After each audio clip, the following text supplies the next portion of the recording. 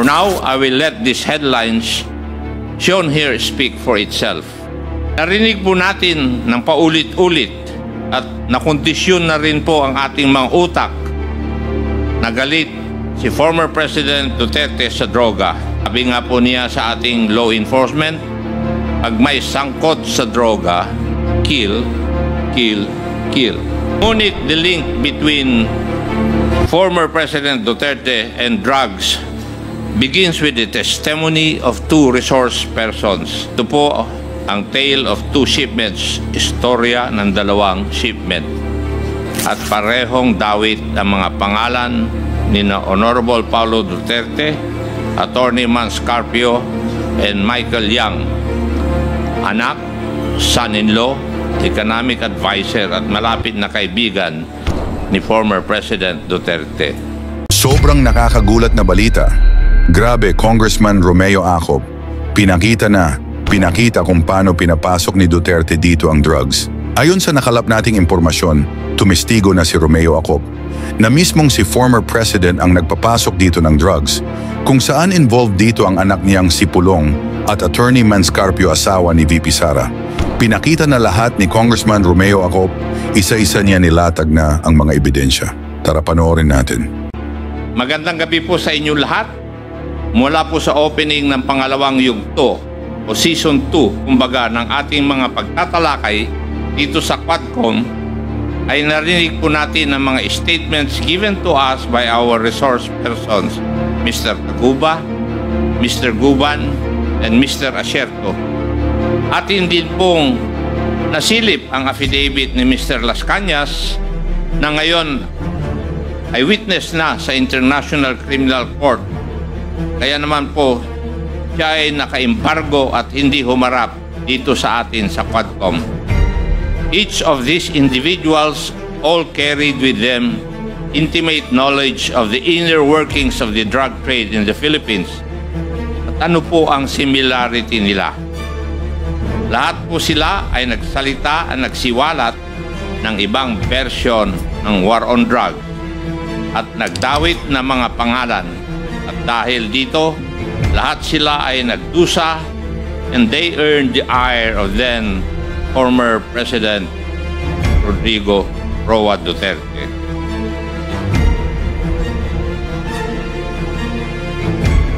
In the Philippines, nagsimula ang drug menace sa pag-usbong ng mga laboratory, gawaan ng droga o ang mga tinatawag na clandestine laboratories. Eventually po, narinig natin na ito ay napalitan ng business model ng pag-angkat or importation ng droga sa bansa. Malakas ang business of drug importation sa Pilipinas. Ang isa sa mga kadahilanan nito ay ang mga importer ng illegal drugs were able to skillfully exploit cracks sa ating sistema para makapasok ang droga sa ating bansa. Ang tanong, bakit parang kabisado ng mga importers na ito ang mga vulnerabilities sa ating port security? Simple lang pala ang sagot. Dahil may protection, dahil may connection. For now, I will let these headlines shown here speak for itself. Narinig po natin ng paulit-ulit at nakondisyon na rin po ang ating mga utak na galit si former President Duterte sa droga. Sabi nga po niya sa ating law enforcement, pag may sangkot sa droga, kill, kill, kill.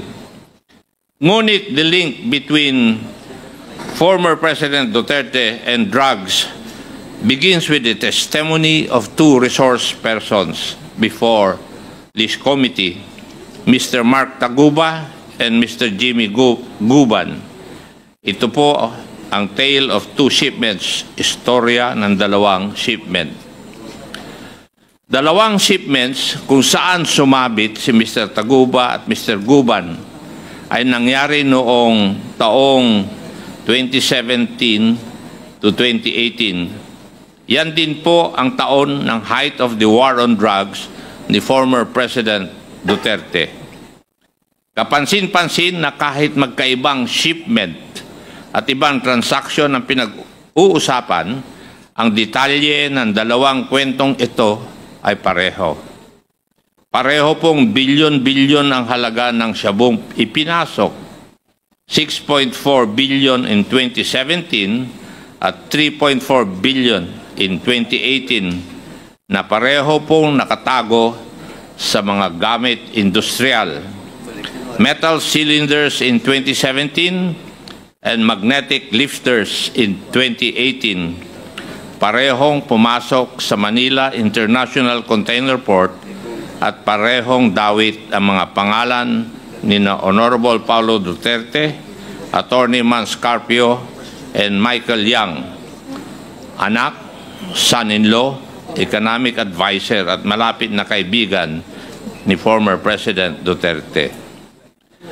Nag-testify rin si Mr. Taguba na si Pulong o si Mans ang nagbibigay ng go signal para sa mga special containers. In short, these shipments do not go out without the go-ahead of Pulong or Mans, di umano.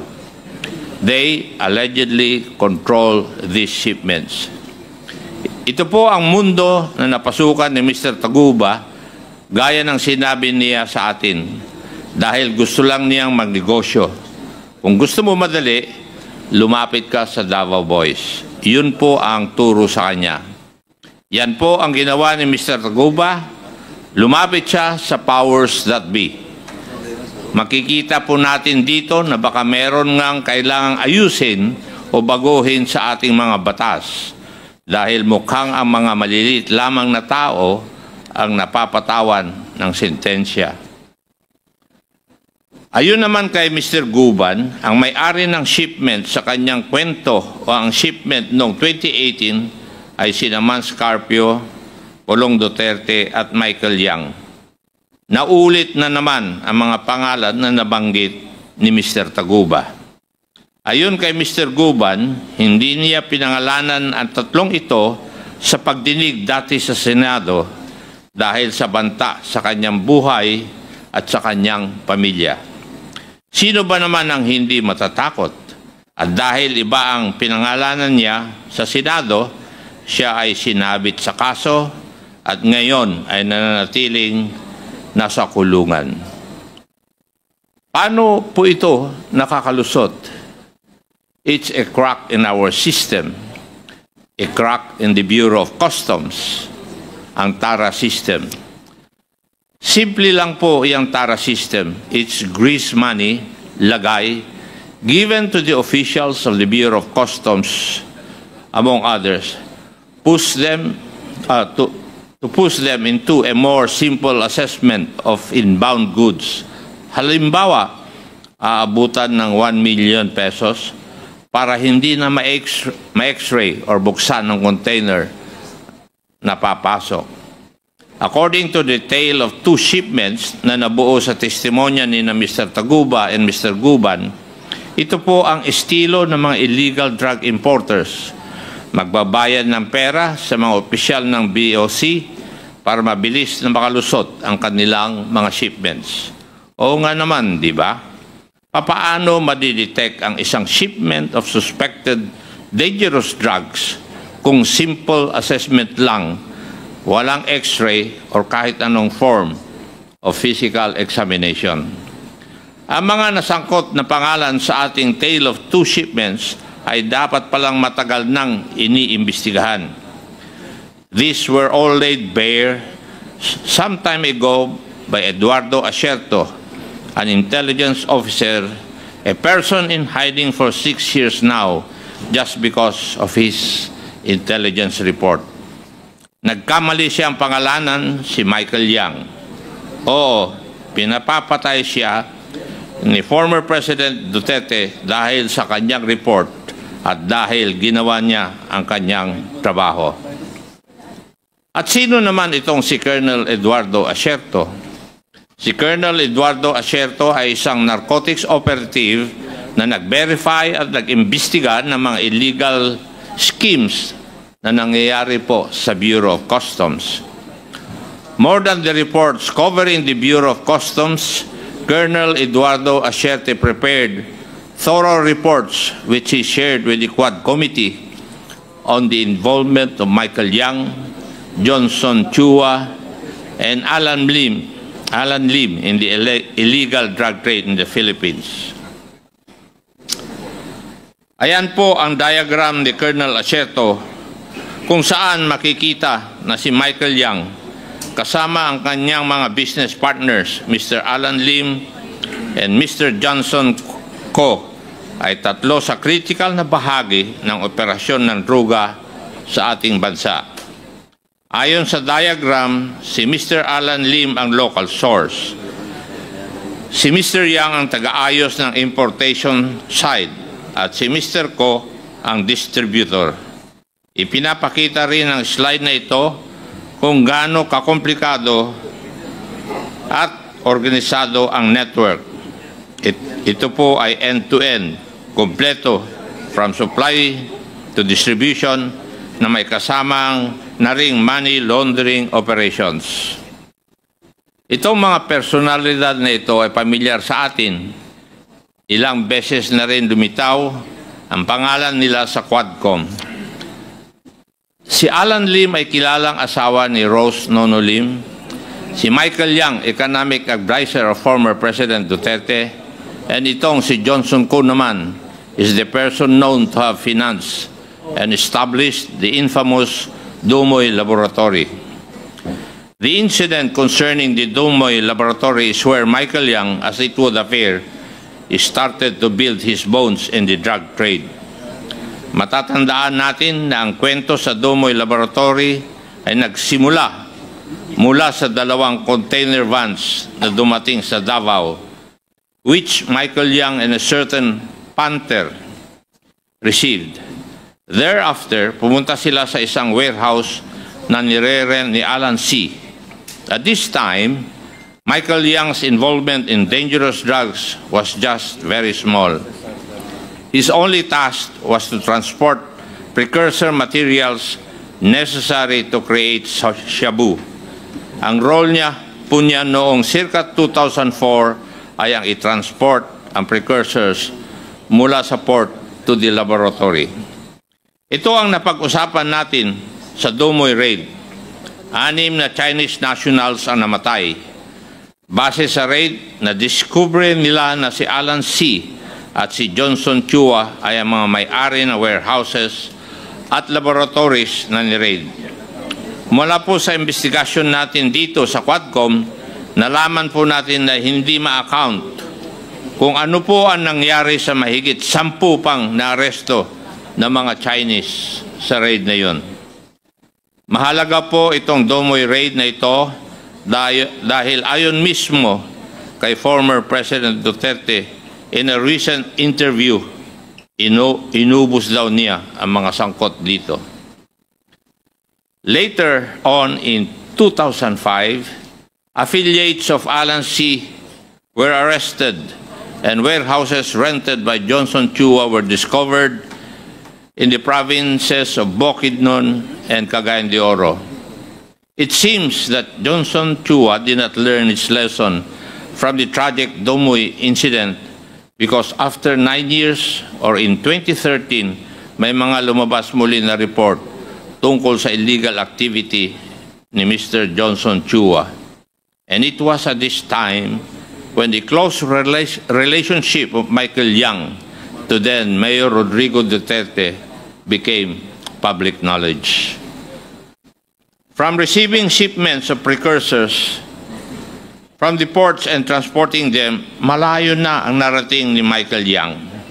He eventually managed to develop contacts in the Bureau of Customs and evolved into a facilitator of shipments of shabu. As mentioned, maagang nakita ni Colonel Acierte ang operation ng Michael Yang and Alan Lim. In fact, nireport niya ang mga findings na ito sa ilang matataas na opisyal ng gobyerno, including the then PNP chief and even to Malacanang.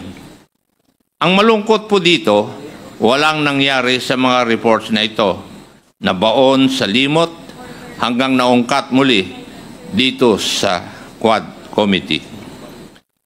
Bakit kaya ganon at parang hindi nilang pinansin ang isang report tungkol sa isang malaking drug lord? At this juncture, we wish to emphasize na itong si Michael Yang ay malalim ang pagkakatali sa Davao City. Isa sa kanyang kumpanya, DCLA Company Incorporated, operates the DCLA Plaza Shopping Mall na nireport din na may activities and transactions concerning illegal drugs. Huwag po nating kalimutan na sa pag-aaral ng Quadcom, DCLA also owns Paili Holdings Corporation, the holding company of Paili State, which constructed Clark Majestic World, where 2 Chinese nationals were arrested for kidnapping a Chinese and a Vietnamese national. Yan pong mga usapin na yan ay nakakabit naman sa Pogo. Si Asierto ang unang nagbanggit ng koneksyon ni Michael Yang.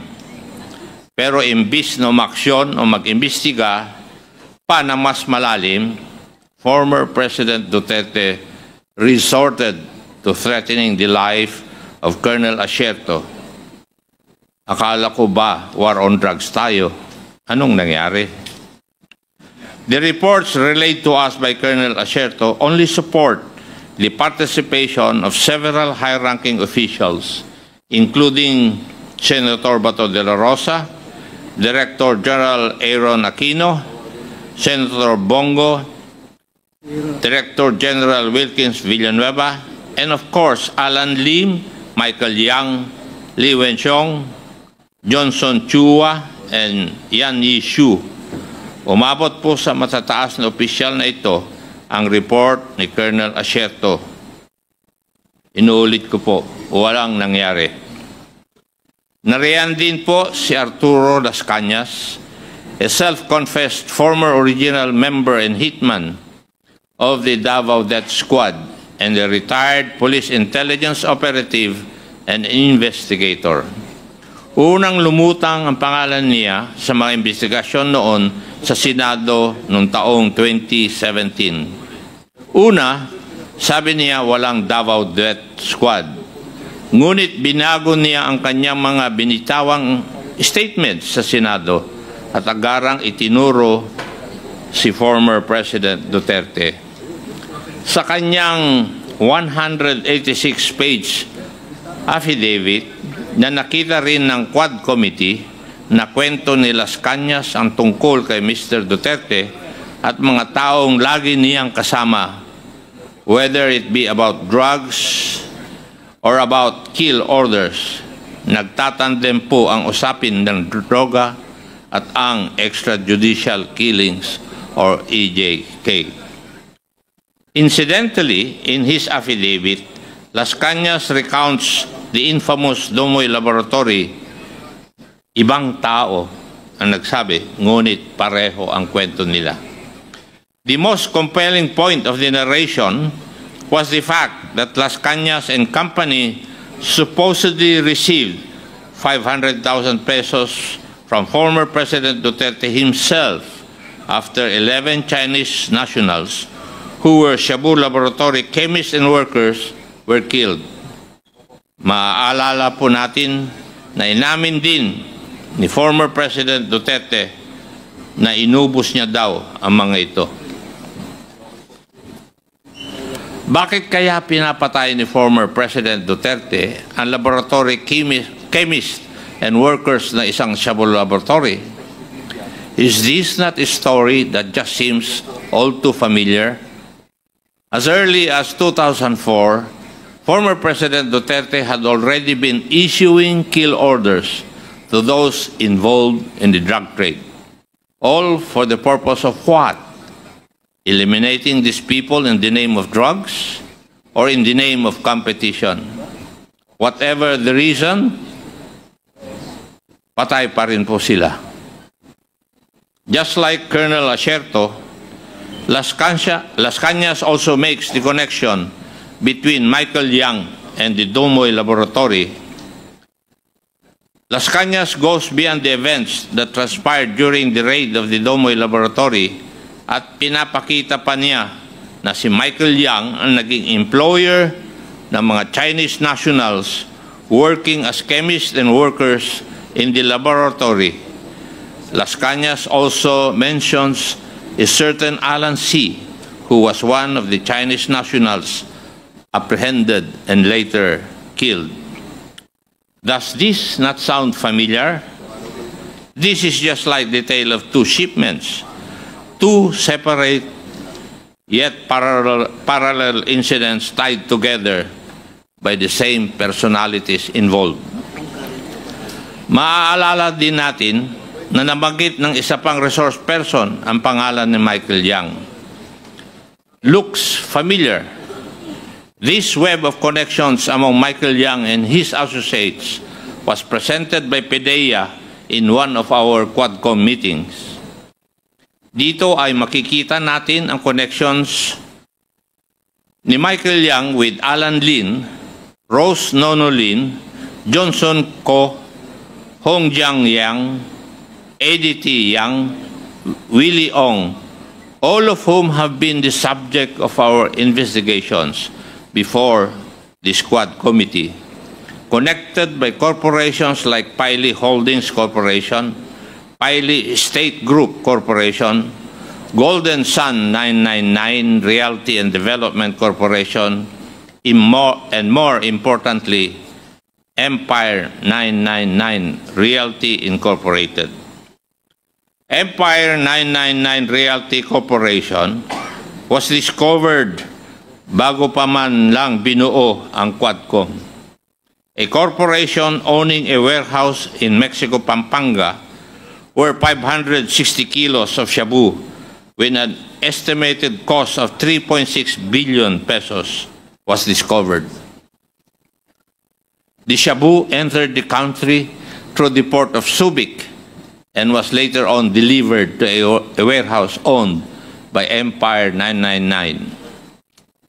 Madami at paulit-ulit na ang lumilitaw na koneksyon ni Michael Yang sa business ng droga. Pero nakapagtataka rin, sa gitna ng isang state policy called the War on Drugs, where thousands were killed, kahit sabi-sabi lang ang basis, wala pa rin nakakagalaw against Michael Yang. In contrast, naging maunlad at successful pa ang lahat ng kanyang businesses. We can all recall the Farmally scandal that made headlines nationwide. We find ourselves with Michael Yang yet again at the center of this Farmally scandal. Again, I will let these headlines speak for themselves. Key Farmally officials such as Wang Chuyen and Lincoln Ong were also quick to point fingers to Michael Yang as the financier and guarantor of the Farmally operations. The personalities we have discussed warned us very early on ang mga nasa posisyon noong 2016 hanggang 2022 ay sila mismo na nagdala at nagpalaganap ng problema ng droga sa Pilipinas. Pero ang mga warning na ito ay hindi natin narinig. They were drowned out with noise and systematically silenced and discredited. Colonel Asierto, for instance, categorically named former President Duterte, Bongo, and Bato de la Rosa as integral personalities in protecting the illegal drugs network in the Philippines. Worse, they serve as key figures in ensuring that large volumes of illegal drugs slip right through our borders. Asan ngayon si Colonel Asierto? Nagtatago dahil gusto siyang patayin ng ating former president. Incidentally, these are the people whose hands are on the purse and the sword of the Republic, and they have deftly used it. It is most unfortunate, however, that the sword was used to slit, stab, and slash the very people it swore to protect. We, the people. And the purse was used not to benefit the Republic, but to line the pockets of the few. Nilunod po nila ang bayan natin ng droga at kumita sila dahil dito. Isa sa mga right-hand man ni former President Duterte, sang-ayon kay Colonel Asierto, he branded former President Duterte as the Lord of all drug lords. Napakasakit po dahil Pidigong won on the platform of a hardline stance against illegal drugs and criminality. Siya pala ang mukha ng illegal drugs at kriminalidad. Colonel Asierto, Mr. Jimmy Guban, Mr. Las Cañas, and Mr. Taguba have all bared their stories before the Squadcom, and it is through our combined efforts, through their stories, and our interpellations where we discovered common personalities that seem to just be consistently present in all the narratives. But what do we make of the war on drugs? Konting silip para sa ating mga kababayan. Mukhang ang war on drugs was a convenient way to eliminate competition in the drug trade. More specifically, the local manufacturers.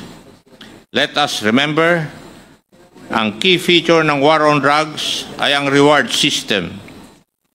Every kill is compensated, and the bigger the catch, the higher the video. Colonel Espinido even adds that awards could go as high as 100,000, and that the system at that time was known to all policemen.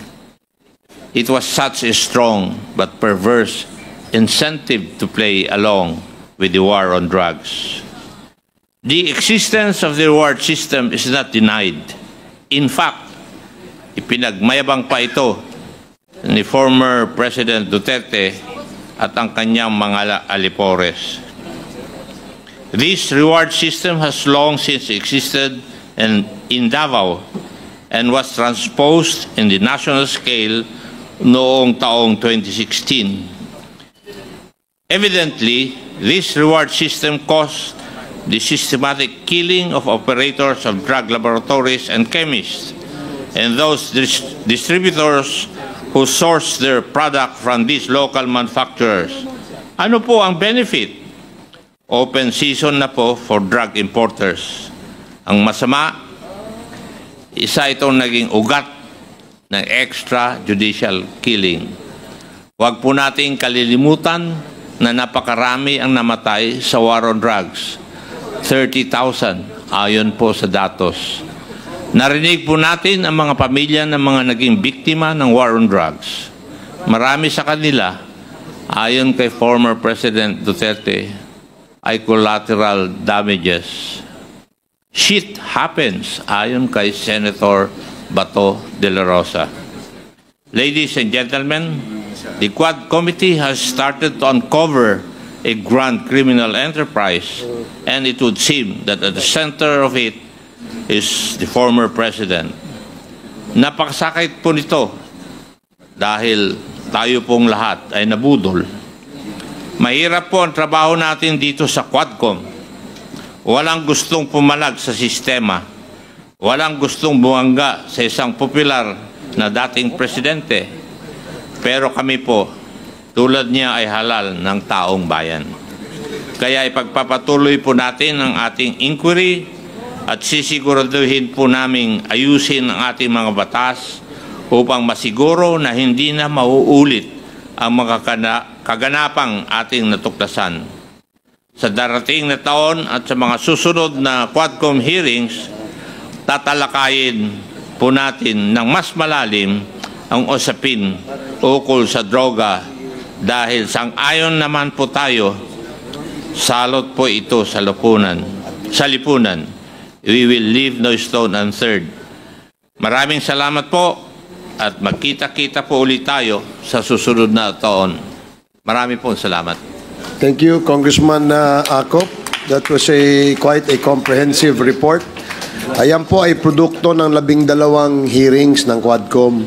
At ito po ay pinilit namin na i-report. Nang sa ganun ay i-report po ito sa plenaryo. And if given the imprimatur of the plenary, we will report this to the people. So with that, before we finally close, may we recognize first Congressman Paduano. Thank you, Mr. Chairman. This is all about admin matters before we close. And Mr. Chairman, can I ask Major Laraga? Major Laraga. Si Major Please. Laraga, nandito po ba si Please Major take your Laraga? seat. Anyway, Mr. Chairman, before I proceed with Major Laraga, to retired General Wilkins, General, just to remind you of your right to file a motion in this Quad Committee. You can file it yesterday or tomorrow or onwards. Now, with regards to the letter of former Deputy Ombudsman Arthur Canandang on his role during his stint as Deputy Ombudsman, and was mentioned by former Senator Trillanes. Mr. Chairman, we will just discuss this in the next hearing, and we will invite former Senator Trillanes with regards to this. Yes, Congressman Paduano. That's Thank you. noted. Now, in the case of Cassandra Ong, let me announce to the members of this committee that a motion to lift contempt and detention order was filed by Cassandra Ong, and on the basis of medical condition, she is sick. She is currently detained at the Correctional Institution for Women, and the doctors of the CIW and the House of Representatives confirmed that he is not fit to attend and withstand the congressional hearings. With this, Mr. Chairman, I move that we lift the contempt order for Ms. Cassandra Ong. Second. So move. There is a motion to lift the contempt order of Ms. Cassandra Leong, and this was duly seconded. Are there any objections? Hearing none, the motion is carried. Comsec, please communicate with the CIW and to the lawyers of Ms. Cassandra Leong of the decision of the Quad Committee. Please proceed, Congressman Paduano. Thank you, Mr. Chairman. Next is the motion to lift the contempt and detention order for Mr. Tony Yang. He is now detained under the custody of the PAOK, and for the fact that there is a pending case now that was filed by the BID for Mr. Tony Yang, and his medical condition as of now is sick, currently confined at the St. Luke's Hospital in Taguig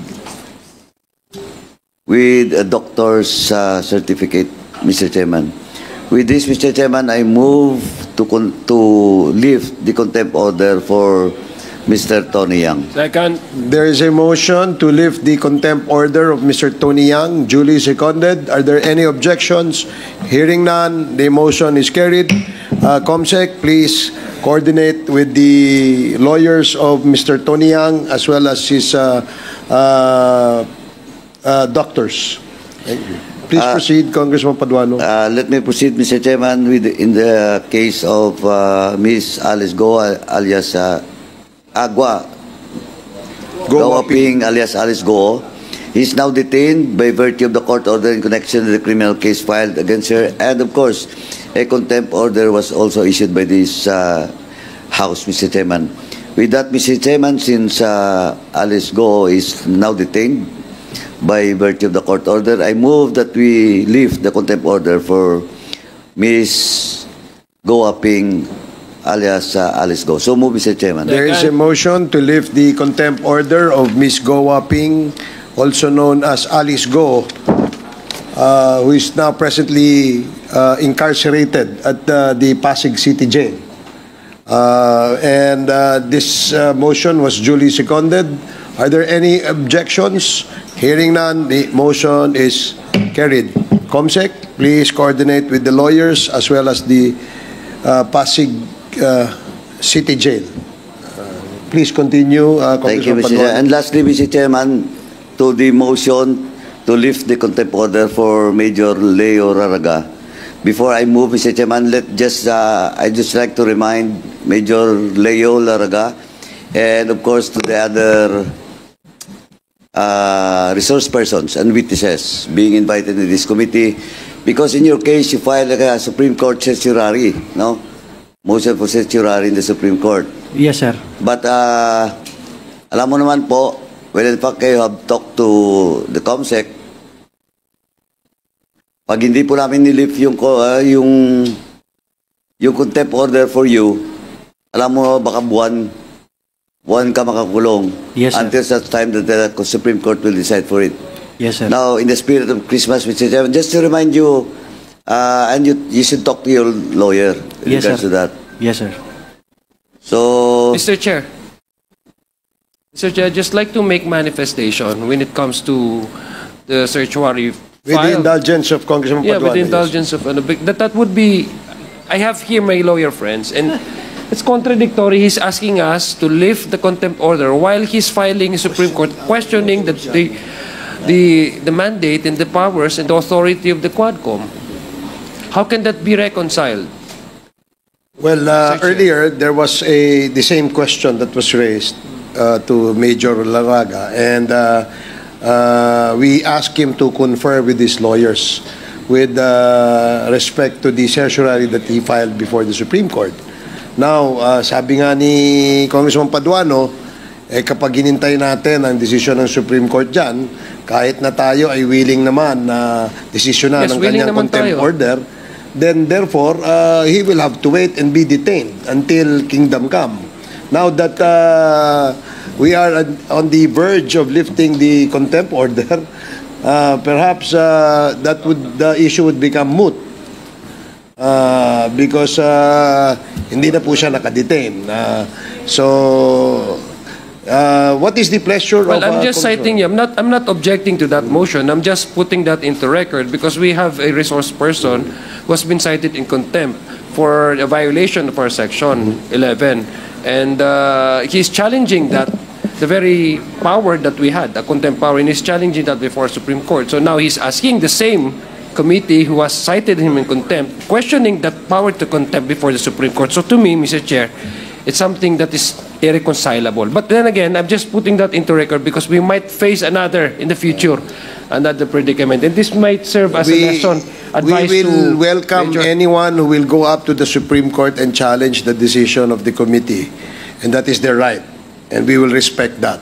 Now, with respect to the issue at hand, on the case of Major Laraga, I would like to ask Congressman Paduano for his action.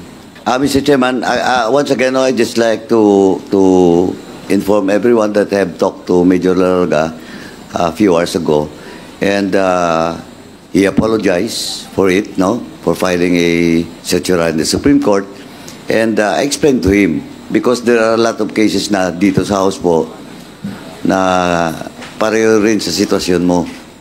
So that's why sabi ko nga sa kanya, you better talk to your lawyer kasi po a lot of contempt orders was already issued here and some of them filed in the Supreme Court. Wala po.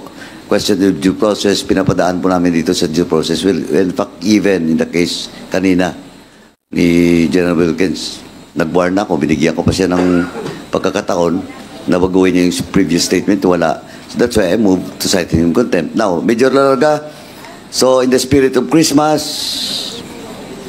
Mr. Chairman, I move to lift the contempt order for Major Leo Laraga. With So emphasis on in the spirit of Christmas, because that issue was already raised earlier, and we asked Major Laraga to confer with his lawyers, and I believe that he has already decided to, upon the advice of his lawyers, to probably withdraw the certiorari. But absent that, and independent on the decision of the court on that certiorari, the chair and the committee would follow the motion of Congressman Paduano. And the motion is, there is a motion to lift the contempt order imposed on Major Laraga. And, second, Mr. Chair. and this was seconded. Are there any objections? Hearing none. Again, are there any objections? Hearing none. That only means that the motion is carried. So the contempt order is now lifted. Comsec, please coordinate with SAA. And saan ka ba nakadetain? Sa Quezon City Jail, no? Yes, sir. Quezon City Jail, sir. And Quezon City Jail. Okay. Thank you. Thank you, sir.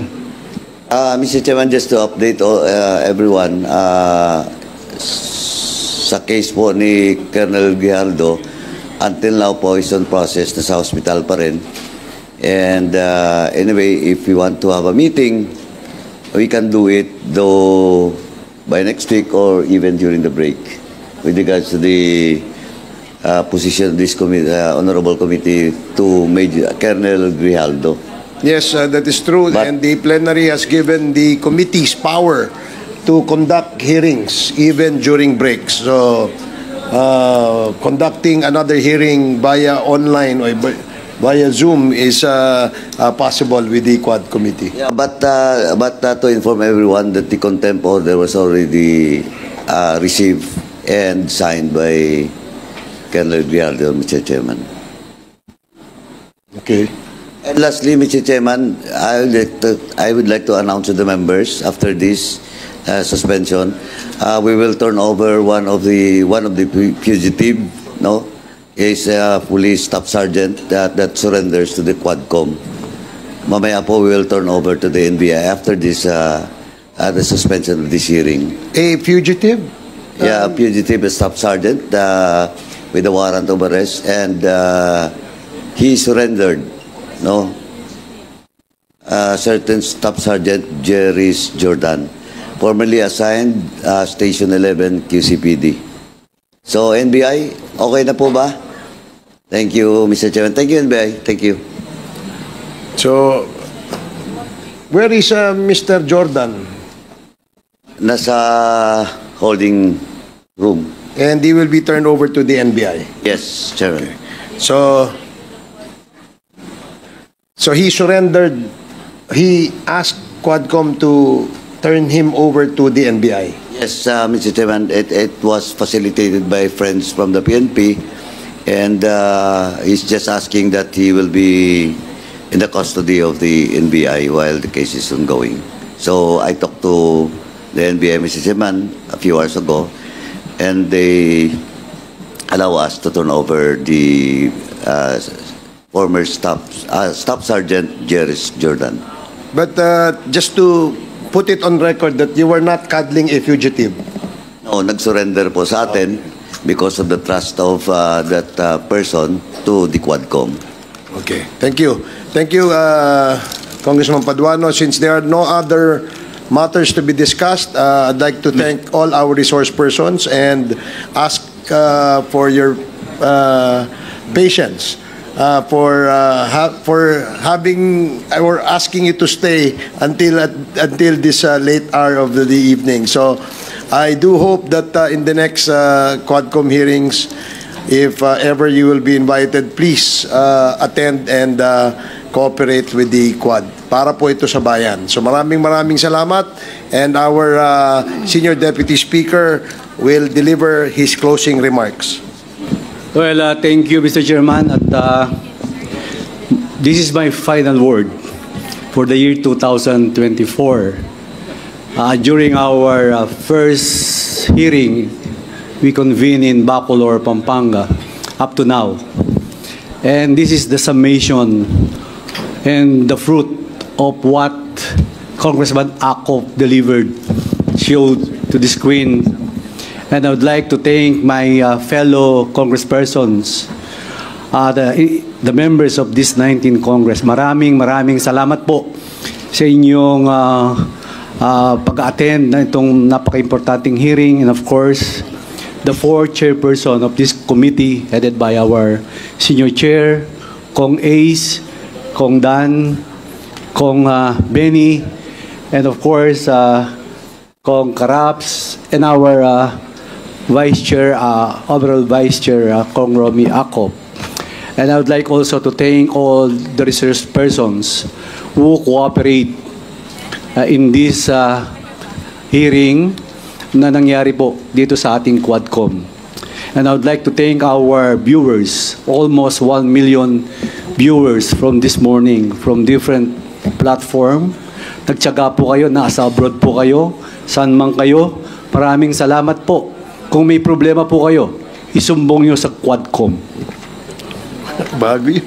Bago yun. Okay. Well, anyway, maraming salamat po. On behalf of our Speaker Martin Romualdez, and the entire House of Representatives, the Secretariat, all the COMSEC, and down the line, I would like to express my gratitude. At sa inyo pong lahat, maraming salamat. Magkita-kita po tayo para sa bagong teleserye. Christmas. Merry Christmas so, po sa sa inyo lahat. po lahat. Merry Christmas and Happy New Year. And I think sana magiging fruitful at peaceful ang ating 2025. From the bottom of our hearts, wishing you a Merry Christmas. Is there any And a motion? Happy New Year. Thank you po. Maraming salamat, SDS. Is there any motion? Mr. Chair, Congressman Akop? since there are no more issues to be tackled, I respectfully move that we suspend the hearing of this committee. Second. There is a Second. motion to suspend this committee hearing, duly seconded, and hearing no objection. The motion is carried. The committee hearing is hereby suspended. Ngayon, ikaw, bilang Pilipino, ano ang masasabi mo at reaksyon sa balitang ito? Mag-iwan ka ng komento sa ibaba at atin pong babasahin isa-isa.